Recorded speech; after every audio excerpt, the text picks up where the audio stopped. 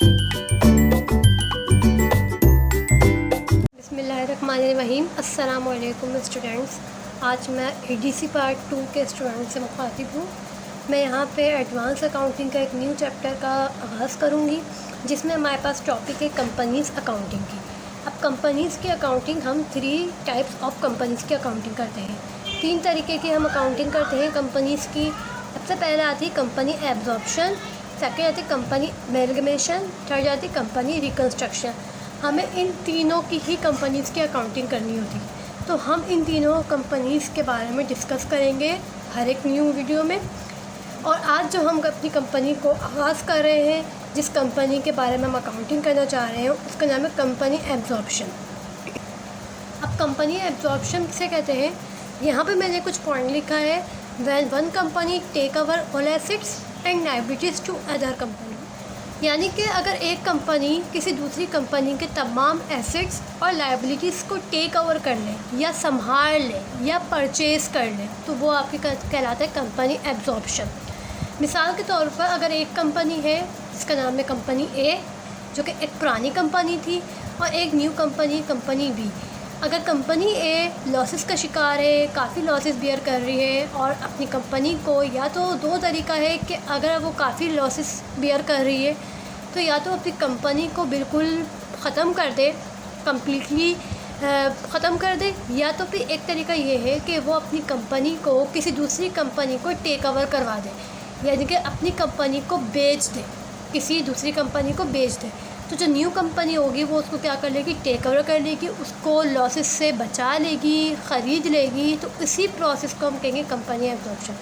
यहाँ पे देखें, कंपनी ए जो है वो लॉसेस बियर कर रही थी, और कंपनी बी जो कि न्यू कंपनी है, कंपनी ए के तमाम लॉसेस उसने संभाल लिए। जब एक कंपनी लॉसेस बियर कर रही हो और दूसरी कंपनी उसको टेक ओवर कर ले, कंपनी ए जो कि लॉसेस बियर कर रही थी और कंपनी बी जो है न्यू कंपनी है, तो बी ने क्या किया, कंपनी ए को टेक ओवर कर लिया, इसके तमाम एसेट्स। जाहिर सी बात है, जब कोई कंपनी किसी कंपनी को परचेज़ करेगी, टेक ओवर करेगी, तो उसकी तमाम ही चीज़ें वो अपने आप को तमाम चीज़ें जो है टेक ओवर करेगी, चाहे वो एसेट्स हो, चाहे वो लायबिलिटीज़ हो, या चाहे वो कुछ भी हो, तो उनकी तमाम चीज़ों को वो टेक ओवर करेगी।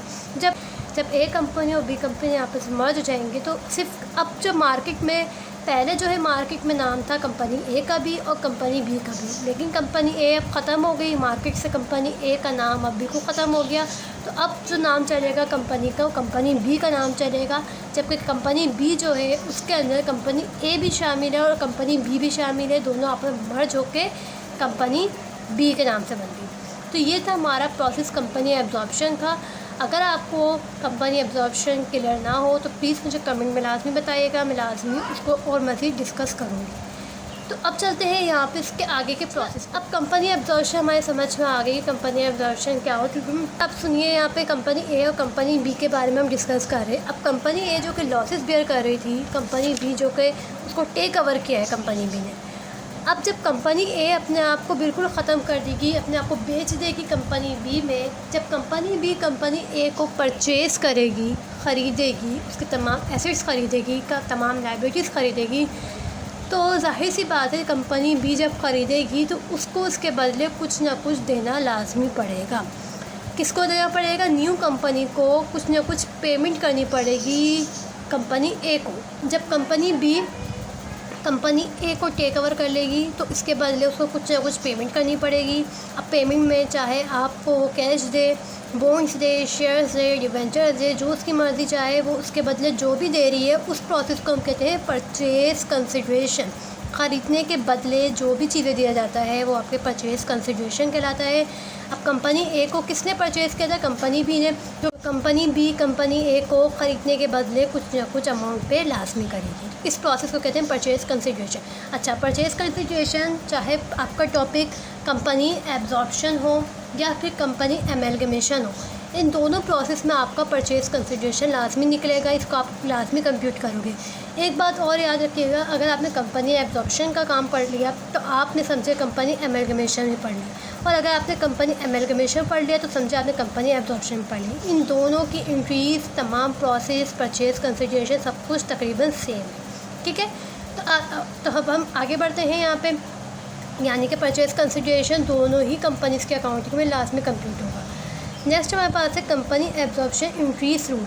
कंपनी एब्जॉर्प्शन में हमारे पास ज़्यादातर इंक्रीज़ होती हैं और बैलेंस शीट होती है। तो यहाँ पे इसके इंक्रीज़ के कुछ बेसिक रूल्स हैं जो कि फॉलो करना बहुत ज़रूरी है। आगे पीछे इंक्रीज़ को नहीं बनाना, बिल्कुल एक सीक्वेंस में इंक्रीज़ को यहाँ पे बनाना होता है। सबसे पहले आपके पास है transfer of all assets to new company. जब आपकी पुरानी कंपनी है, समझे कंपनी ए जो है पुरानी है, ये उसके लिए तमाम इंक्रीज़ हैं। कंपनी ए पुरानी थी तो उसको सबसे पहले क्या करना है, ट्रांसफ़र करना है अपने तमाम एसेट्स न्यू कंपनी को। अब जब एक पुरानी कंपनी अपने आप को ख़त्म कर रही है और मर्ज कर रही है कंपनी बी में, तो आप खुद सोचें कि वो अपने तमाम एसेट्स या अपनी तमाम लाइबिलिटीज़ को कंपनी बी में बेच देगी। तो वो अपने पास से तमाम एसेट्स और तमाम लाइबिलिटीज़ को क्लोज़ करेगी और किस में ट्रांसफ़र कर देगी, न्यू कंपनी के अकाउंट में ट्रांसफ़र कर देगी। इसी तरीके से transfer of all liabilities to new company, इसी तरीके से एसेट्स के साथ साथ अपनी लाइबिलिटीज़ को भी क्लोज़ करके न्यू कंपनी के अकाउंट में ट्रांसफ़र कर देगी। थर्ड में record purchase consideration. Third entry में आपको लाजमी रिकॉर्ड करना पड़ता है परचेज़ कंसिडरेशन। जो आप कंप्यूट करोगे वो आपको यहाँ पे रिकॉर्ड करना पड़ता है कि आपने उसके बदले क्या मिलना है, ठीक है। Payment receive from new company. Fourth entry में आपको उस परचेज़ कंसिडरेशन के बदले आपको क्या मिल रहा है, शेयर्स मिल रहे हैं, कैश मिल रहा है, बॉन्ड्स मिल रहे हैं या फिर कुछ और चीज़ें, तो वो आपको फोर्थ एंट्री में रिकॉर्ड करना पड़ता है। फिफ्थ एंट्री में अदर पेमेंट्स। अगर आपकी न्यू कंपनी कुछ अदर पेमेंट्स आपकी कंपनी के लिए कर रही है तो आपको वो रिकॉर्ड करना है। Close share holder equity. आपके जितने भी शेयर होल्डर्स थे कंपनी के, उनको आपको क्लोज़ करना पड़ेगा। और क्लोज रियलाइजेशन अकाउंट, आपका रियलाइजेशन अकाउंट को क्लोज़ करना पड़ेगा। और payment to shareholder last में करनी पड़ेगी। जो शेयर होल्डर्स थे आपकी कंपनी के, उनको आपको पेमेंट करके क्लोज़ करना पड़ेगा। तो ये पूरे 8 मेथड्स हैं, एंट्री रूल्स हैं, इनको आपको फॉलो करना है। जब आप इनको फॉलो कर लेंगे तो आपकी एंट्री बिल्कुल सीक्वेंस वाइज बनेगी और यही रूल आपको फॉलो करना है। तो ये तमाम रूल आपको न्यू ओल्ड कंपनी को फॉलो करने हैं और इसी के अकॉर्डिंग अपनी इंक्रीज़ को यहाँ पे बनानी है। फर्स्ट स्टेप पर आपको कंसिडरेशन के साथ साथ आपको इंक्रीज़ भी बनानी होती है। तो यहाँ तक आपको कंपनी एब्जॉर्प्शन के बारे में कुछ नो हाउ हो गया होगा कि हमें इस चैप्टर में बेसिकली करना क्या है। चैप्टर बहुत इजी है। अगर आपने इसकी डिटेल पूरी समझी है, आपका बेसिक अगर क्लियर है, तो आपके लिए ये बहुत इजी हो जाएगा कि आपने कंपनी एब्जॉर्प्शन बहुत इजी है। तो उम्मीद है कंपनी एब्जॉर्प्शन का टॉपिक आपको समझ आ गया होगा। और अगर आपको अभी भी समझ नहीं आया तो नो प्रॉब्लम, जब हम इसके क्वेश्चंस को सॉल्व करेंगे आपको ये तमाम रूल्स उसमें भी क्लियर हो जाएंगे कि तमाम रूल्स में हमने जो पढ़ा था बेसिकली क्या चीज़ें थी। उम्मीद है वीडियो अच्छी लगी होगी। वीडियो अच्छी लगी हो तो चैनल को लाइक और सब्सक्राइब करना मत भूलिएगा। बराबर में बेल आइकन को भी प्रेस कर दें ताकि आपको इस कंपनी एब्जॉर्प्शन के हवाले से न्यू वीडियोस लाजमी मिलते हैं। और जो भी अगर आपको मसला हो तो आप कमेंट बॉक्स में पूछ सकते हैं। इंशाल्लाह नेक्स्ट वीडियो में हम यहीं से कंटिन्यू करेंगे और कोई न्यू क्वेश्चन को हम सॉल्व भी करेंगे। अपना बहुत बहुत ख्याल रखिएगा। जब तक के लिए अल्लाह हाफिज़। Thank you.